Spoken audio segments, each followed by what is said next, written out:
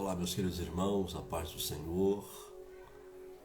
Olá, minha irmã, paz de Cristo. Olá, meu amigo, minha amiga. Que bom poder estarmos juntos mais uma vez. Quero louvar a Deus por esse privilégio, por essa oportunidade. Deus abençoe você, a sua casa, a sua família. Glória a Deus. Glória a Deus. Deus seja louvado. Um dia extraordinário, um dia fantástico que Deus nos deu. Esse não é outro dia, senão um dia que o Senhor fez, e por isso nos alegramos nele. Até aqui a bondade, a misericórdia do Senhor tem nos alcançado. Como é bom poder sentir a presença de Deus, poder sentir a presença do Espírito Santo, poder ser tocado por essa presença tão gostosa que é a presença do Espírito Santo de Deus. Louva a Deus pela sua vida, meu irmão, minha irmã, que estamos juntos nessa caminhada, nessa jornada. Eu espero poder estar sendo bênção para você, para o seu lar, para a sua casa, para a sua família, para o seu ministério. Tenho certeza que tem sido momentos de divisor de água, momento extraordinário, momento muito bom. É um assunto muito importante, é um assunto muito vasto, esse assunto que estamos lidando.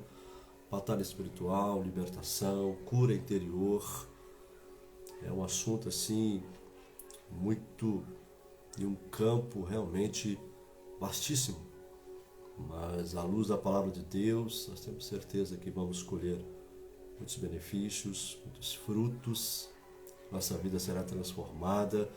Realmente nós estamos tomando posse do pão dos filhos. Realmente nós estamos sendo alimentados.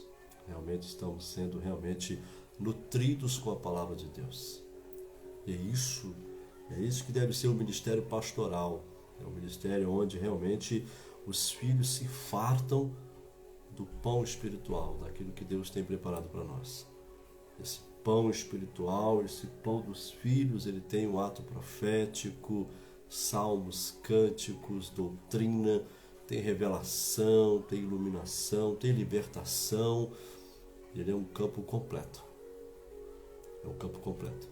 E bem-aventurado é aquele que tem um líder, que tem um pastor que realmente ele abre o celeiro do céu sobre os seus filhos.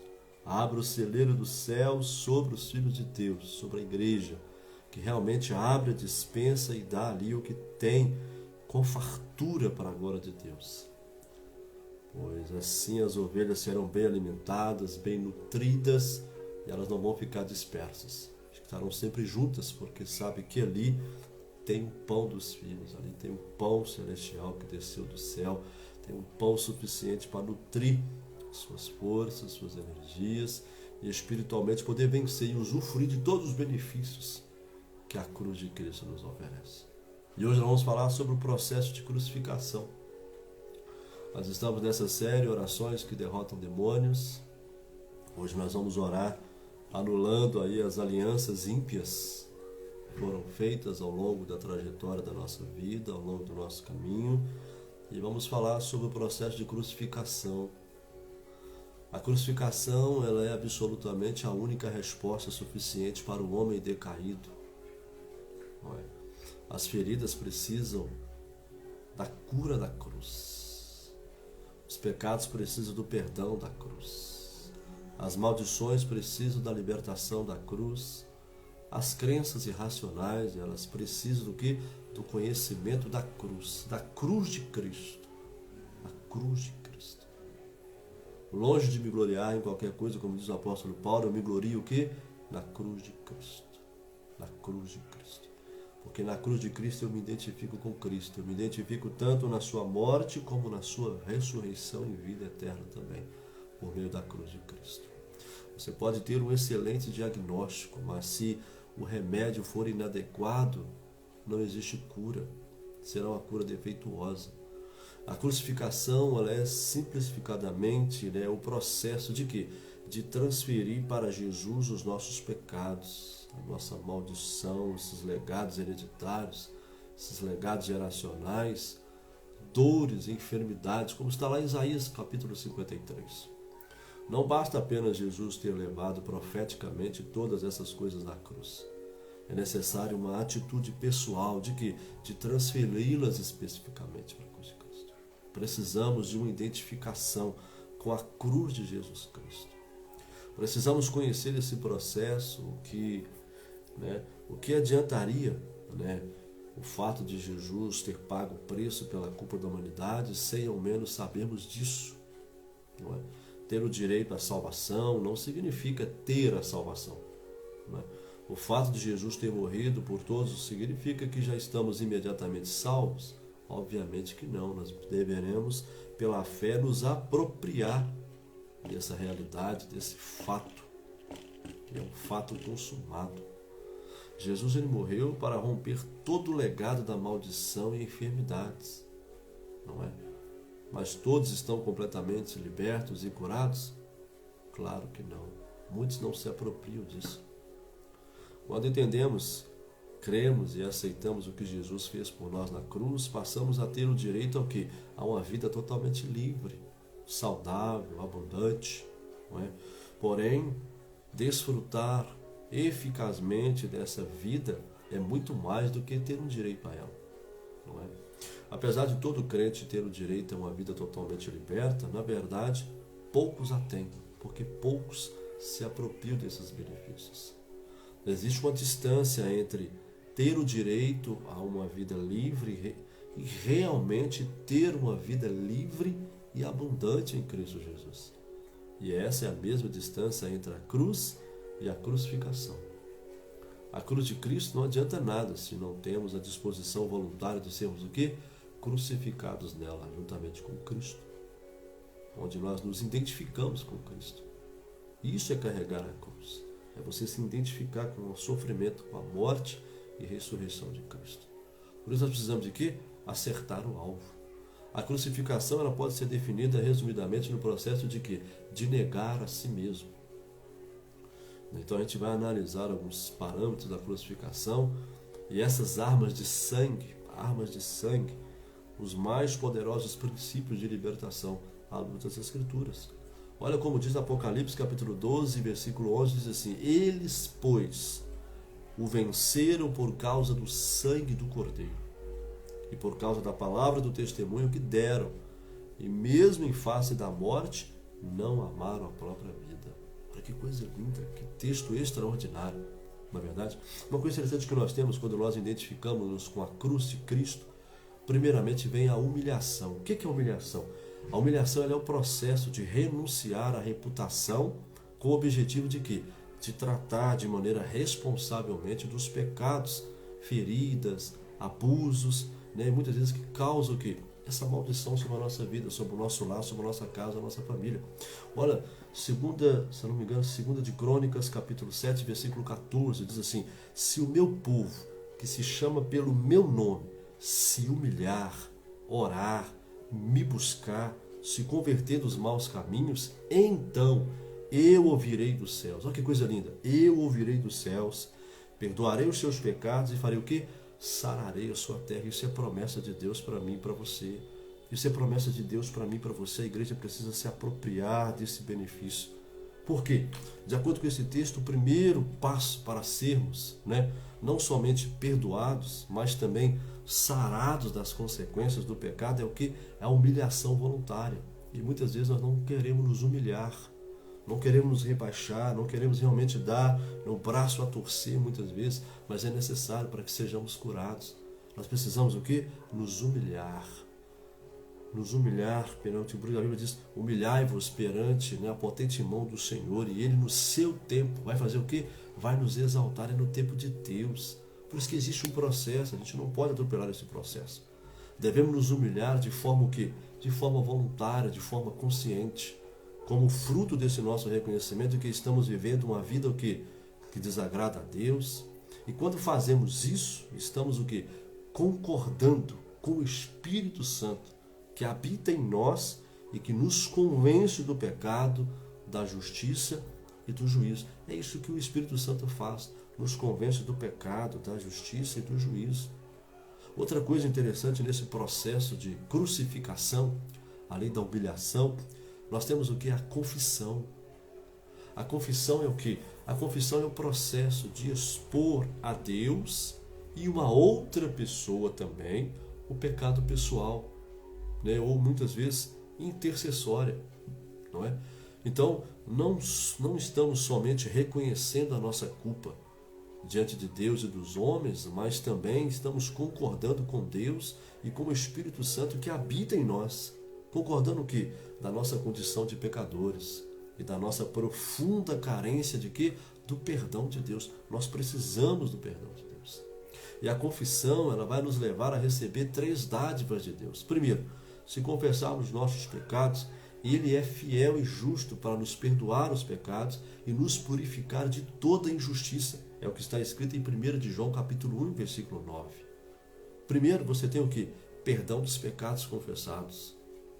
Isso significa o quê? Que toda carta de acusação que era contra nós, ela foi o quê? Cravada e cancelada na cruz, como está escrito em Colossenses capítulo 2, versículo 14. Quando confessamos nossos pecados de forma sincera, de forma correta, Deus não se lembra mais deles. Isso é o que diz o que? Hebreus capítulo 8, versículo 12. Por isso, o perdão dos nossos pecados. Outra coisa que nós temos é o que? A purificação de toda injustiça.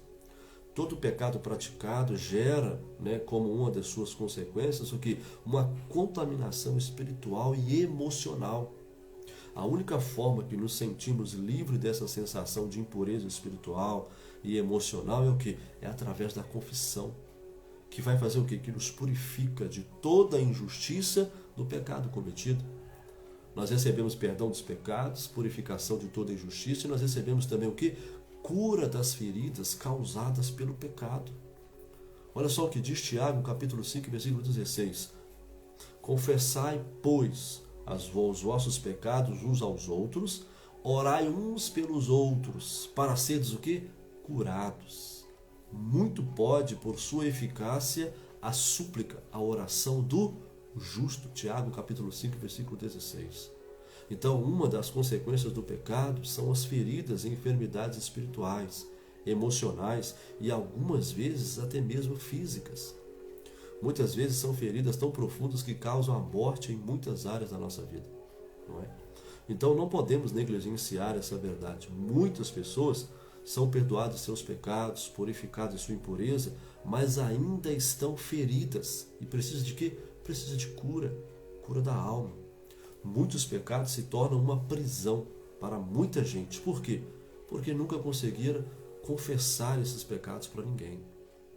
Infelizmente, não são todas as pessoas da igreja que estão aptas, claro, para ouvir uma confissão, para orar, para que haja cura, já que essa falta de maturidade, de muitos, a impede de ser o quê? Canal de bênção. Por isso é necessário que procurarmos pessoas que sejam capacitadas para essa obra específica, de ouvir o outro, de entender o outro, de muitas vezes ter empatia, se colocar no lugar do outro. Então, ser conselheiro maduro, para que Deus possa realmente levantar pessoas para esse ministério, pessoas que sejam realmente conselheiras maduras, estejam aptas a ouvir coisas que muitas vezes realmente, assusta a gente, mas temos que ter maturidade para ouvir. Por isso eu aconselho a você, não procure qualquer um, mas procure realmente um líder, uma pessoa que você vê que tenha maturidade, alguém que que vai se colocar no seu lugar, gente que vai realmente chorar com você, orar com você, clamar com você. O Espírito de Deus vai direcionar alguém. Se você tem esse desejo de confessar, Deus vai direcionar alguém, você vai realmente ser livre, ser liberta, em nome de Jesus. Outra parte que nós temos também é o arrependimento. O que é arrependimento? A raiz da palavra arrependimento quer dizer mudança de mente ou mudança de coração, de atitude. E isto especialmente a respeito do pecado e do relacionamento com Deus. Então significa que é uma volta completa, é uma mudança de direção. A partir de agora eu tenho nojo naquilo que antigamente eu tinha prazer. Hoje eu amo tudo que Deus ama e eu odeio tudo que Deus odeia. Arrependimento não é convicção de pecado, e confissão, embora as duas coisas façam parte, mas arrependimento ela se consuma o que? Na mudança, no abandono do pecado e do estilo de vida pecaminoso. Quando a pessoa se arrepende, ela tem uma mudança de vida, ela abandona o pecado, ela vai para cima do pecado, porque é proporcional. Ela tem nojo do pecado, ela tem nojo daquilo que ela fazia, e ela não quer que as outras pessoas também caiam naquele mesmo erro. Então ela se volta para Deus, e o estilo de vida dela é completamente transformado, a mente dela é completamente transformada. E quais que são as fases do arrependimento? Primeiro, é a decisão de quê? De nos ajustar à vontade de Deus. O arrependimento faz isso, nos ajusta à vontade de Deus. Primeiro, começa com a tristeza pelo pecado gerada por Deus. Isso é importante. Começa com a tristeza pelo pecado, mas tristeza essa não segundo o mundo, mas é gerada por Deus. Segundo aos Coríntios capítulo 7, versículo 10, diz: porque a tristeza segundo Deus produz arrependimento para a salvação, que a ninguém traz pesar, mas a tristeza do mundo, ela produz o quê? Ela produz morte. Então há uma diferença entre arrependimento e remorso. Judas, ele teve remorso, ele sentiu ali tal, que ele foi? Ele foi e se matou. Diferente de Pedro, que teve arrependimento e recebeu o quê? Recebeu vida. Esse arrependimento passa pela humilhação. Segundo aos Coríntios 7,14, se meu povo se humilhar, orar, buscar o meu nome, buscar a minha face, se converter, passa também o arrependimento, ele passa pela confissão. Salmo 32,5 diz assim: confessei-te o meu pecado e a minha iniquidade não mais ocultei. Disse: confessarei ao Senhor os meus pecados, e Ele é fiel e justo para nos perdoar, e tu perdoaste a iniquidade do meu pecado. 1 de João 9, se confessarmos os nossos pecados, Ele é fiel e justo para nos perdoar. Outra coisa, além de passar pela confissão, termina no abandono do pecado. Por quê? Provérbios 28,13 diz assim: o que encobre as suas transgressões jamais prosperará, mas o que as confessa e deixa alcançará misericórdia. Vou ler de novo. O que encobre as suas transgressões, encobre as suas transgressões, jamais prospera. Pode ser dizimista, pode ser ofertante, pode ser o que for. Ele jamais prospera, porque tal que há uma transgressão encoberta. Mas o que a confessa e deixa, ele alcança o que? Misericórdia. Então, ou seja, não existe vida cristã autêntica e relacionamento com Deus sem arrependimento. Não existe isso. Isso é você ser sócio de mais um clube evangélico. Mas você precisa passar pelo quê? Pelo arrependimento. Outra coisa que nós temos é perdão. Perdão. Quando nós temos a cruz de Cristo fala de perdão. O que é perdão? Perdoar é o processo de enfrentar responsavelmente nossas feridas e ressentimentos. Sem perdoar, não podemos ser perdoados. Jesus ensinou isso muito bem, várias vezes. Perdão não é um mero sentimento, é um mandamento. A nossa posição é decidir o quê? Obedecer. Então, quando decidimos perdoar, escolhemos o caminho do quê? O caminho da cruz. E só da cruz é que podemos dizer: Pai, perdoa-os, porque não sabem o que fazem. Mateus 6,14 ao 15 diz assim: olha, porque se perdoardes aos homens as suas ofensas, também o vosso Pai Celestial perdoará as vossas. Mas se não perdoardes aos homens as suas ofensas, tampouco o vosso Pai Celestial vos perdoará as vossas. É Jesus que falou isso. Outra coisa interessante que nós temos que a cruz traz para nós, quando nós nos apropriamos da cruz, é renúncia. É renúncia. O que é renúncia? É o ato de entregar a Deus tudo aquilo que nos separa dele. E também é um processo complementar do arrependimento, no sentido de que? De desfazer, anular pactos, alianças, acordos, pedidos, rezas, crenças, etc., em relação ao quê? A entidades demoníacas. Pois nada é, por aquilo que pareça, meus irmãos, parece que nada é assim tão simples, mas existe um espírito demoníaco por trás disso. Porque Lucas 14,33 diz assim: assim, pois, todo aquele que dentre vós não renuncia a tudo quanto tem, não pode ser o quê? Não pode ser meu discípulo. Esse é o preço do discipulado.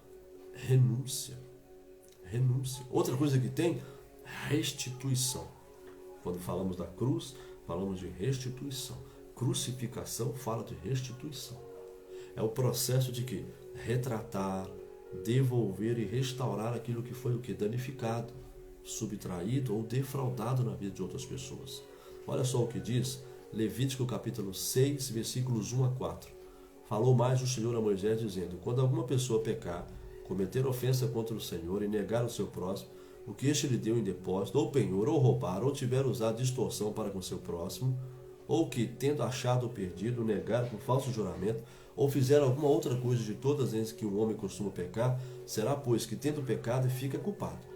Restituirá aquilo que roubou, ou que extorquiu, ou o depósito que lhe foi dado, ou o pedido que achou. Precisa ser o quê? Restituição, muitas das vezes. Muitas vezes precisa de quê? Restituição. Crucificação fala também de reconciliação. Reconciliação. O que é reconciliação, pastor? A reconciliação é o processo de desfazer barreiras. A reconciliação, geralmente, ela engloba o quê? Todos os aspectos mencionados anteriormente que nós falamos aqui, com o objetivo de quê? De reatar pessoalmente e intercessoriamente o quê? Relacionamentos rompidos, marcados por fortes barreiras de amargura, ressentimento, ódio, vingança e coisas mais. Segundo aos Coríntios capítulo 5, versículo 18 e 19, diz assim: ora, tudo provém de Deus, que nos reconciliou consigo mesmo por meio de Cristo e nos deu o ministério da reconciliação. A saber, que Deus estava em Cristo reconciliando consigo o mundo, não imputando aos homens as suas transgressões, e nos confiou a palavra da reconciliação. Então a reconciliação vai aparecer aqui, ó, uma vez, duas vezes, três vezes, quatro vezes a palavra reconciliação aparece em 2 Coríntios capítulo 5, versículo 18. A cruz de Cristo também ela vai falar sobre intercessão. A crucificação fala de intercessão. O que é intercessão, pastor? A intercessão é o processo de tomar o lugar de outra pessoa aplicando o sacrifício de Jesus em relação ao que? Às consequências dos pecados praticados por essa pessoa. Todos os aspectos da crucificação, podem ser praticados o que? De maneira intercessória. A intercessão lida apenas com o que? Consequência do pecado e não com a culpa do pecado. Então, quando você confessa as iniquidades de um antepassado, não quer dizer que essa pessoa está sendo redimida da sua culpa, mas sim que as consequências, as influências malignas daquela culpa sobre a sua descendência estão sendo o quê? Canceladas. E é isso que nós estamos aprendendo esses dias aqui, a cancelar essas culpas, essas transgressões, essas influências, essas consequências sobre a vida dos nossos filhos, sobre a nossa geração futura.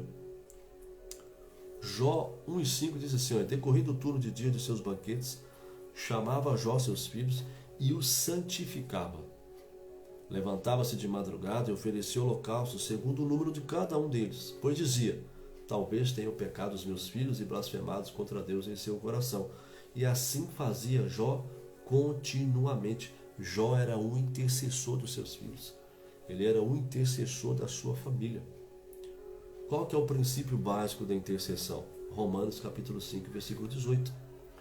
Pois assim como por uma só ofensa veio o juízo sobre todos os homens para a condenação, assim também por um só ato de justiça de Cristo veio a graça sobre todos os homens para o quê? Para a justificação que dá vida.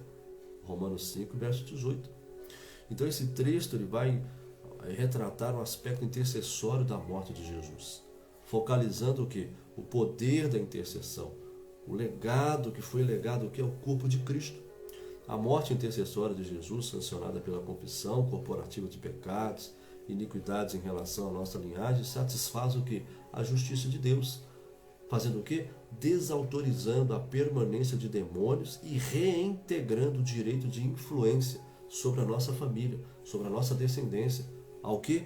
Ao Espírito Santo de Deus.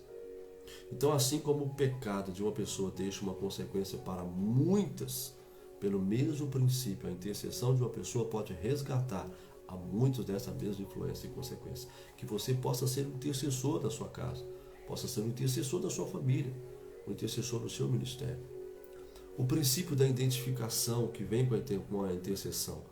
Esse princípio da identificação está ligado ao quê? Porque é através da intercessão, né, podemos nos identificar com o corpo que pertencemos, seja ele familiar, denominacional, territorial, etc. Na identificação podemos sentir o que a pessoa está sentindo, como também orar a oração do coração de Deus. É isso que nós estamos fazendo aqui. Você tem também o princípio do resgate. Tem o princípio da identificação, você tem também o princípio do resgate. Quando você confessa intercessoriamente as iniquidades de outra pessoa, você estabelece um processo de resgatá-la da consequência que ela deveria sofrer, mas que isto acontece uma forte confrontação dos demônios que estão cegando e manipulando essa pessoa por quem nós intercedemos. Dessa forma, não só afastamos os demônios, como também viabilizamos a ação da presença de Deus na vida daquela pessoa. Então você vê o poder que tem a intercessão. A intercessão é poderosa, é uma arma poderosa que Deus deu para a igreja, que Deus deu para você pai, Deus deu para você mãe, esse poder de intercessão. Porque a intercessão, ela faz o quê? Identificação, e ela traz também o princípio do resgate. Não só isso, mas também a intercessão, ela traz um princípio da colisão. Pastor, o que é o princípio da colisão? Através da intercessão, não apenas servimos como escudo para as pessoas, como também o que? Nós colidimos com as forças e as influências demoníacas infiltradas. Então a gente vai desalojando elas. Normalmente o intercessor ele sente o impacto dessa colisão no momento da libertação. Porque ele está o quê? Como intercessor. Isso é ser intercessor. É você guerrear diante de Deus em prol de uma outra pessoa. Isso é muito forte, nós precisamos de gente assim. Precisamos de pastores que sejam intercessores, que realmente guerreiam no mundo espiritual pelas suas ovelhas, que guerreia de maneira espiritual pela vida dos seus filhos, pela sua casa, pela sua família. Chega de gente fraca no meio do nosso povo, no meio do arraial de Cristo. Gente que qualquer coisinha ele está desistindo, está jogando a toalha, está chutando balde. Nós precisamos de intercessores, gente que faz o quê? Que colide contra o pecado, que colide contra os demônios, que colide contra as forças do mal, que não abre mão da sua família, não abre mão do seu casamento, não abre mão dos seus filhos. Ele vai para cima, ele guerreia. Seja você um guerreiro da sua família, seja você um guerreiro do seu casamento, seja você um guerreiro da sua casa, do seu lado, da sua empresa. Seja um intercessor. Outra coisa interessante que nós vemos aqui é o princípio do ato profético. O que é o princípio do ato profético? É quando você confessa os pecados de uma pessoa, você está construindo uma realidade espiritual onde essa pessoa, por quem você está intercedendo, fará por si mesma. Então, no tempo oportuno, ela vai fazer a mesma confissão, porque você se coloca no lugar dela. Isso é o quê? É o princípio do ato profético. É você pegar uma roupa do seu filho, veste ela no seu quarto e você intercede por ele. Você pega uma peça de roupa do seu filho, pega uma peça de roupa da sua esposa, pega uma peça de roupa do esposo. Ah, pastor, eu quero interceder por fulano. Você pega alguma coisa, uma fotografia, e você vai para a intercessão. Isso é um princípio de ato profético. Uma outra coisa que a intercessão traz também é o princípio da coletividade. O que é o princípio da coletividade? No âmbito de uma linhagem, essa confissão intercessória ela restaura os lugares antigamente assolados de gerações em geração. Por quê? Portanto, quando nós confessamos de maneira intercessória os pecados das nossas gerações antepassadas, o que a gente faz? A gente promove o quê? O benefício coletivo. Os primos são atingidos, os tios, a toda a parentela, os familiares são atingidos. Por quê? Por causa daquela intercessão. Quais que são os elementos que fortalecem a intercessão? Primeiro, o perímetro da unidade. O perímetro da unidade. Segundo aos Coríntios 7,14. Se o meu povo, que se chama pelo meu nome, se humilhar, lhe orar, buscar, se converter dos seus maus caminhos, então eu, Senhor, ouvirei dos céus. Olha que coisa linda. Perdoarei os seus pecados e sararei a sua terra. Isso é a promessa de Deus para mim e para você, meu irmão. Outra coisa que nós temos com esses elementos que fortalecem a intercessão, nível de concordância. Perímetro de unidade e nível de concordância. Mateus 16:19 diz assim: dar-te-ei as chaves do reino dos céus. O que ligares na terra terá sido ligado nos céus, e o que desligares na terra terá sido desligado nos céus. Senhor, eu concordo com a libertação dos meus filhos. Eu concordo com a libertação da minha esposa. Eu concordo com a libertação do meu esposo. Eu concordo com a libertação do meu irmão, da minha irmã, da minha comunidade. Eu concordo. Então isso é o quê? Nível de concordância. Uma outra coisa que traz também, perseverança. Perseverança. A intercessão, ela traz o quê? Perseverança. Isaías 62, versículo 6 e 7 diz assim: sobre os teus muros, ó Jerusalém, pus guardas, que todo dia, toda noite jamais se calarão. Vós, os que fareis lembrando ao Senhor, olha só, os que fareis lembrando ao Senhor, não descanseis, nem deis a ele descanso, até que restabeleça Jerusalém e ponha por objeto de louvor na terra. Seja você o intercessor da sua família. E isso tudo é benefício de quê? Da crucificação. Isso, da crucificação. Porque isso é o processo da crucificação. É o processo de nos identificarmos com Cristo. Não só na vida, mas também nos seus sofrimentos, na sua morte e, acima de tudo, na ressurreição. O batismo faz isso. O batismo é o que? É um ato onde você morre e ressuscita. Ou seja, é um momento onde você realmente, de maneira profética ali, de maneira pessoal, de maneira pública, você estabelece algo que aconteceu no mundo espiritual. Eu estou morrendo para o mundo, para as minhas vontades, para os meus desejos e ressuscitando com Cristo Jesus. Eu estou me identificando com Cristo Jesus. Isso é muito forte. Seja você, que você possa, por na libertação, na cura interior, na batalha espiritual, você entender isso. Processo de crucificação. Na libertação, isso é fundamental importância. Então você tem humilhação, confissão, não é? Você tem arrependimento e você tem o que? Perdão. Você tem renúncia, restituição, reconciliação e intercessão. Tudo isso ligado ao que? A crucificação. Que vai trazer o que? Unidade. Vai trazer concordância e vai trazer perseverança. Amém? Vamos orar em nome de Jesus. Chegou o momento da oração.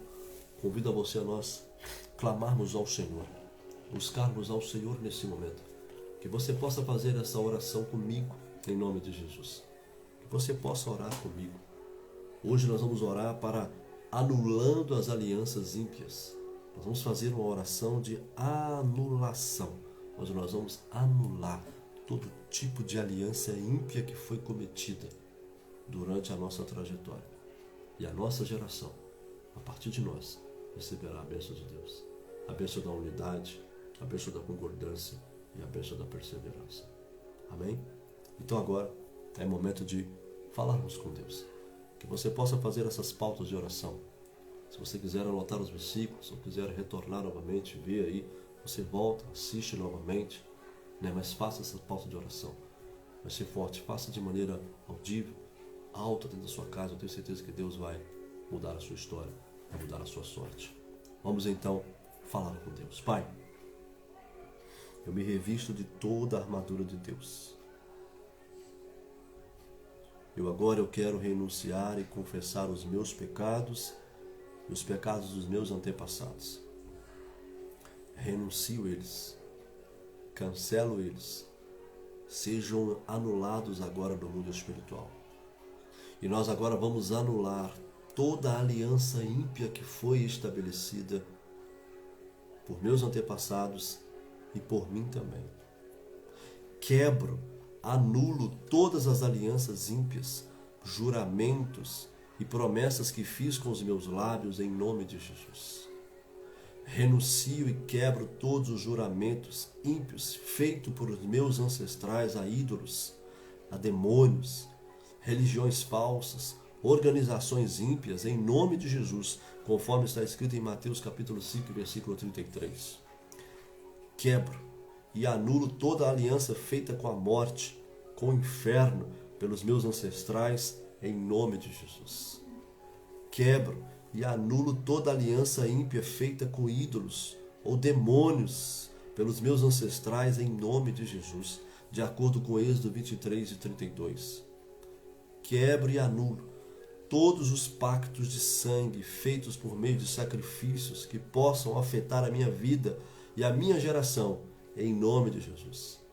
Ordeno que saiam todos os demônios que afirmam ter direitos legais sobre a minha vida por meio de pactos que vieram à tona. Em nome de Jesus, eu ordeno que eles saiam agora.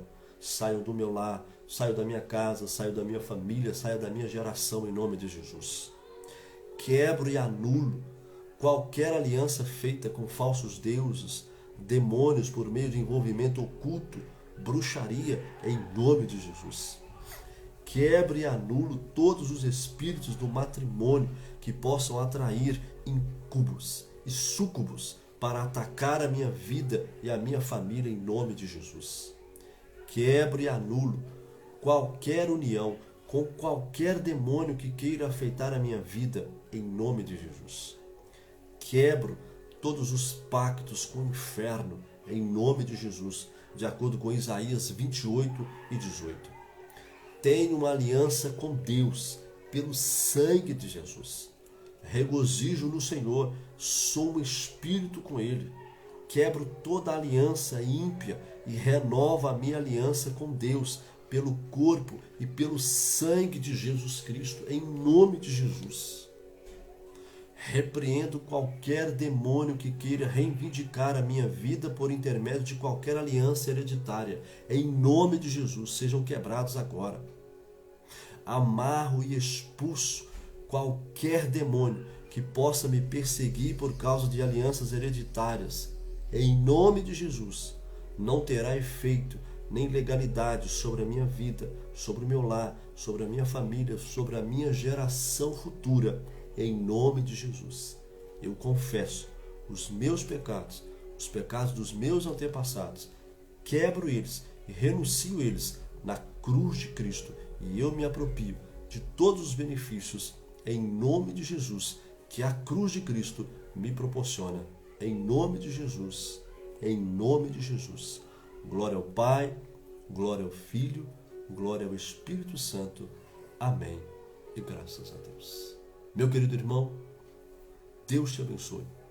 Um forte abraço, um beijo no coração. Nos vemos no nosso próximo encontro, querendo Deus, aqui nessa série Orações que Derrotam Demônios. Eu tenho certeza que grandes coisas o Senhor vai fazer. Envie esse vídeo para alguém, comente esse vídeo, curta, deixe o seu like, o seu comentário, envie para alguém que precisa. Eu tenho certeza que você conhece pessoas que precisam passar pelo processo da crucificação, pois somente assim essa pessoa será realmente, plenamente e abundantemente feliz em Cristo Jesus. Deus te abençoe, um forte abraço, um beijo no coração, ao infinito e além, e que você possa ativar a sua melhor versão em Cristo Jesus, em nome de Jesus. Deus te abençoe, até a próxima, querendo Deus.